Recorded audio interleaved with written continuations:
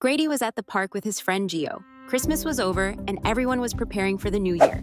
Grady was pretty unpopular at school and always spent New Year's Eve alone. But this year was different. This year, he made his first friend. This year, he could spend New Year's Eve with Gio. Grady was excited to ask his new buddy if he'd like to come over to bring in the new year with him by watching horror movies until midnight, Grady's favorite tradition. But Grady's heart sank when Gio gave him his answer.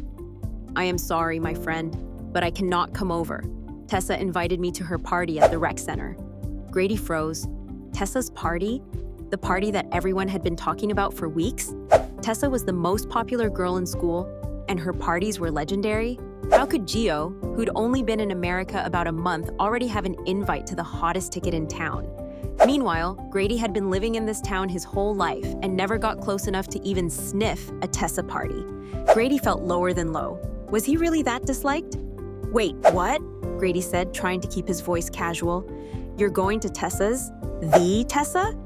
"Yes," Gio said. "She asked yesterday. I must go. Where I come from, it is an insult not to accept an invitation. But do not worry. You and I will hang out tomorrow. That I promise." "Okay, well, have fun, I guess," Grady said, still feeling the sting of the news. That night, Grady binged his favorite horror movies, but his mind was elsewhere. He checked his phone, but saw nothing. No invites, no messages, just his own reflection in the screen. He was about to turn off the movie and go to bed early when a text popped up. It was Gio. "Hey Grady," the text began. "Tessa's party is huge, and she says I should have invited anybody I wanted. Would you like to come? She is really cool about it. You can still make it here before midnight." Grady stared at the text for a moment. He could go. He could actually go. He could go to a Tessa party and finally become more than the quiet kid nobody notices. But the more he thought about it, the more he realized something important. Grady didn't need to go to that party to be enough. He didn't need Tessa's approval or the cool kid's validation.